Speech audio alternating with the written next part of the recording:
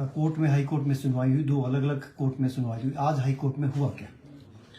देखिए, जो बालूगंज में आशीष शर्मा जी और राकेश शर्मा जी के खिलाफ एफआईआर दर्ज की गई है विधायकों की खरीद फरोख्त कर, अनड्यू एडवांटेज लेकर और क्रिमिनल कॉन्स्पिरेसी रचकर सरकार को गिराने की मंशा से जो अपराध किया गया है, उसमें आज बेल लगी थी। उस बेल में कुछ देर तक बहस हुई तथा फिर माननीय न्यायालय ने कहा कि अभी क्योंकि इन्वेस्टिगेशन अभी प्रिलिमिनरी स्टेज पर है, जिसमें हमने कहा कि अभी इन्वेस्टिगेशन प्रिलिमिनरी स्टेज पर है। राकेश शर्मा को बुलाया गया था, परंतु उन्होंने उस तरह से कोऑपरेट नहीं किया जो करना चाहिए था, और वो एक सब रिकॉर्डेड तथ्य है कि क्या क्या बातें उन्होंने कही और इन्वेस्टिगेटिंग ऑफिसर्स को भी धमकाया। ये सारी बातें हमने न्यायालय के ध्यान में लाई, तो न्यायालय ने कहा कि अब इस मामले की सुनवाई 26 को होगी और ये एक्यूज जो है वो इस मामले में इन्वेस्टिगेशन में जब जब भी बुलाए जाएंगे वो इन्वेस्टिगेशन ज्वाइन करेंगे।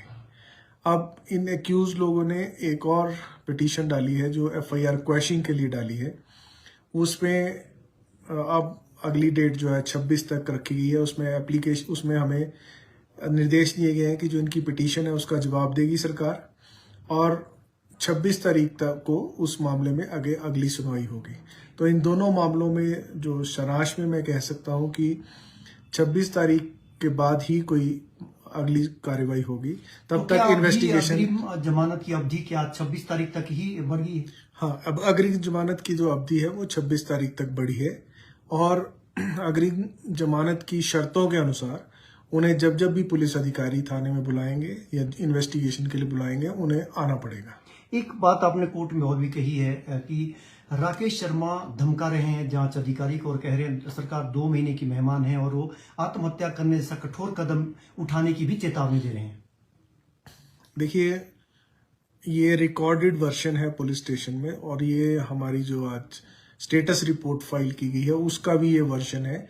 उस सब में ये कहा गया है कि राकेश शर्मा जी को जब बुलाया गया था तो उन्होंने इन्वेस्टिगेशन ज्वाइन करने के बजाय अपने पूर्व पद का रोब दिखाते हुए अधिकारियों को डराने धमकाने की कोशिश की, परंतु हम ने उस सारे तथ्यों को रिकॉर्ड करने के पश्चात कोर्ट के समक्ष रखा, और इन्हीं तथ्यों के आधार पर कोर्ट ने आगे निर्णय लिया कि मामले की सुनवाई को आगे स्थगित किया जाता है। पहले ये लोग इन्वेस्टिगेशन ज्वाइन करें, और अगर इन्वेस्टिगेशन की स्थिति को देखते हुए ही अग्रिम जमानत पर अंतिम फैसला होगा।